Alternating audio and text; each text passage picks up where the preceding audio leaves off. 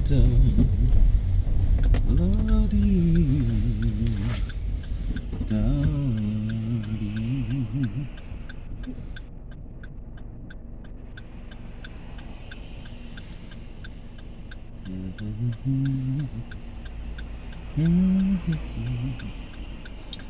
Yeah. Cars that are slow, and you've got cars that are fast. And you've got cars that are waiting to move their arse. Okay.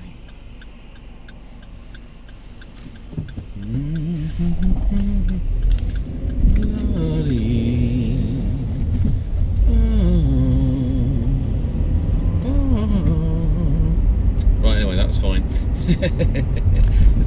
Warm the voice up to sound really jolly on this day and looking a little sorry. So anyway, hello, this is Pixie. I'm just doing a few things up here. I was watching something where somebody was talking in light language, something like vibrating, healing vibrations or something. There was someone on there and they had someone who was speaking light language, or basically just speaking from the soul. It doesn't necessarily have to make any sense. It's a bit like what I've done with channeling before. We go, Shantra Untu Kari Hashintu Mate.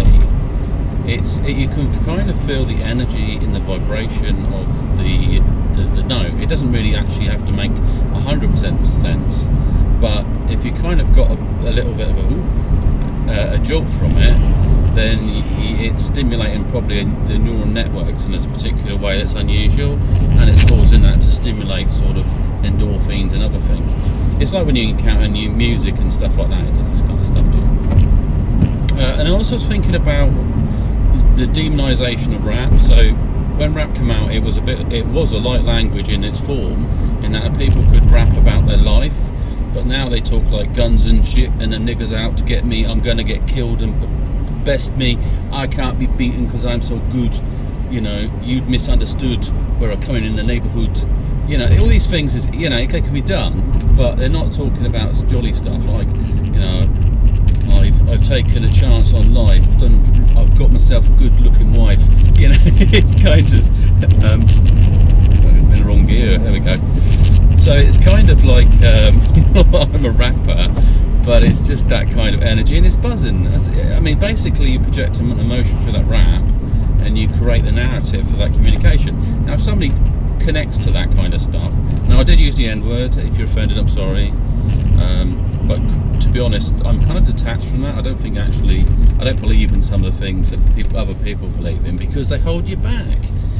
It's like if I had a mixed race child, I wouldn't be saying to yourself, you've been a victim for hundreds of years, some of your ancestors, blah blah. We've all been victims at some point, war, whatever it is.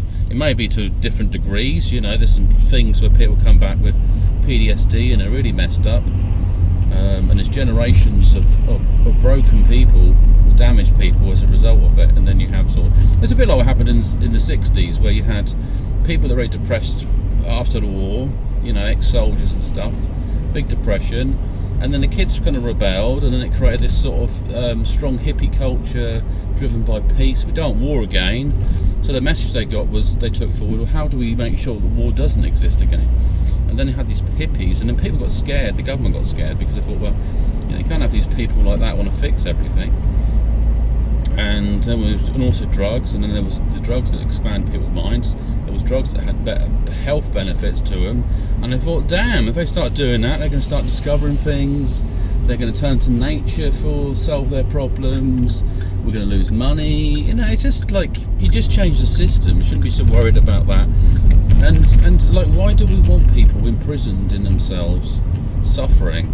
It's because it's like a war in the universe. There's probably some other god out there, whatever that, the Unicron, Omegon, whatever it wants to be called. There's probably something out there that's kind of at battle with our own universe. So Om, or whatever we want to call our verse, basically. It makes you wonder if there's something bigger. It could be galaxies that are formed as sort of networks of consciousness, and then what's created inside them. is a part of them, but it's influenced by forces outside of that. Why? Because I don't know. Maybe there's competition to be the top god or whatever. You know, like there's always been some sort of competition. So anyway, I digress. I was going to talk about other stuff, and I think I will. So it's basically, if you're at home stuck in lockdown, you think, what am I going to do? I mean, possibly play to earn. If you're playing games or wasting your time, well, not this is wasting, you're occupying your time with some sort of distraction, then possibly the one that makes money is going to be good, because that's what work is, it's like distraction from one form of reality to function as a mechanism to another, so a type of metaversal machine, because we're just like a cog or a construction in this operating system, and then you have to operate in a particular way, and if you use too much initiative, you might be the wrong type of component they're looking for, while there might be some other things that want people who have a lot of innovation inside them and creativity to generate these sorts of things.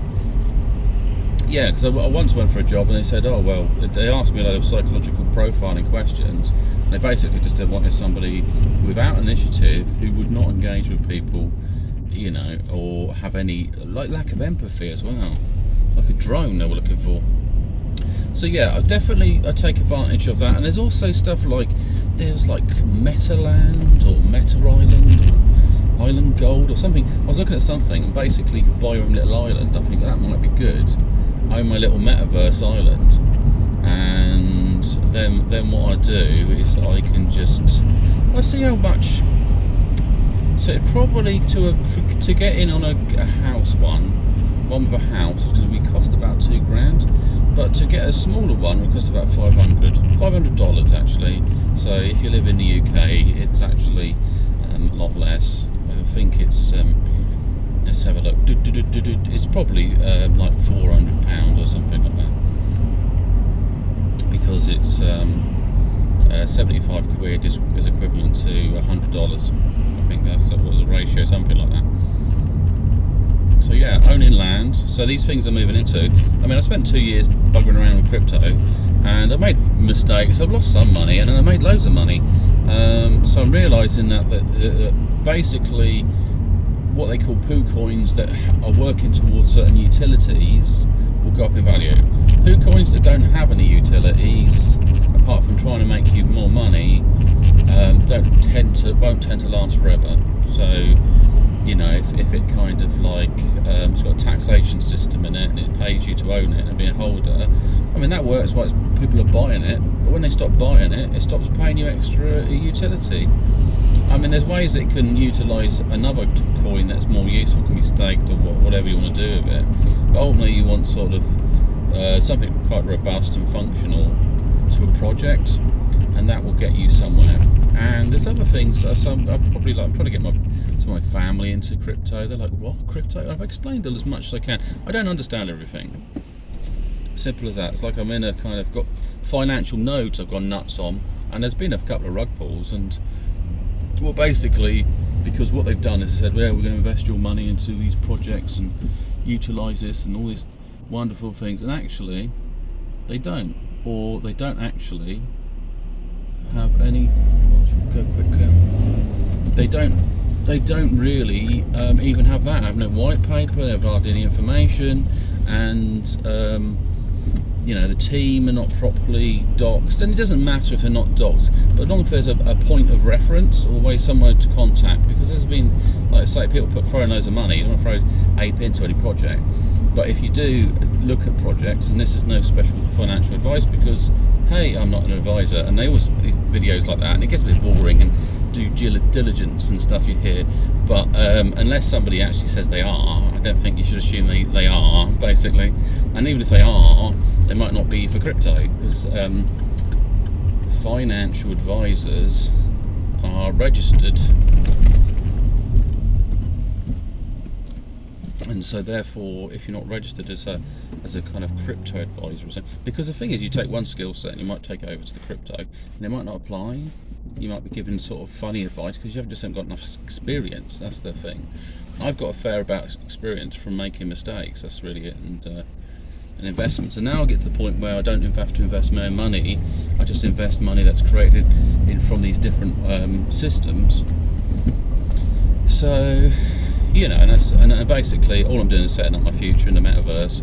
And with lockdown and other things, and I'm not saying go spend loads of money, I'm just saying that having an alternative stream of cash coming in from some game, like let's like Theta something, you know, or if you're young, if you're actually a child and you can't work in a shop and you've got time, playing a game actually earns you a bit of cash as well. Might be a good thing, because then you can use that money to go to the cinema or something at the weekend.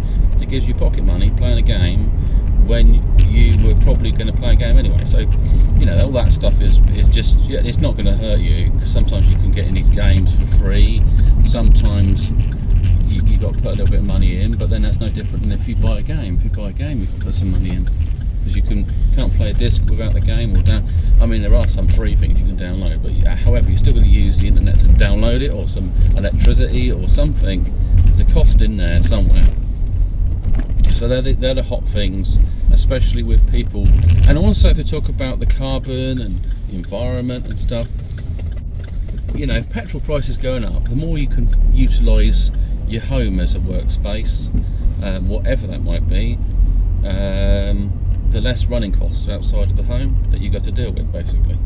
And also, it might be a time to take something you've got of a skill and put it out there, like teaching someone to draw, colour, you know, whatever. I've seen these things on YouTube videos, like how do you draw certain types of, you know, like how to draw people, how do you do stuff. And these people go on these courses, they get on there, sign up for a course, or there's got a system of donating cash to them, or whatever they do. Where do I want to go? I'm going to go here.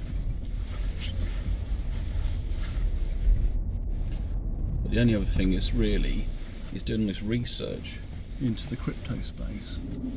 That can sometimes drive people a bit nuts. Anyway, that's my video for today. I've been eating a bit of an all meat diet, so I've got a steak for later. But that's just another project. Right, take care. See you soon. Bye.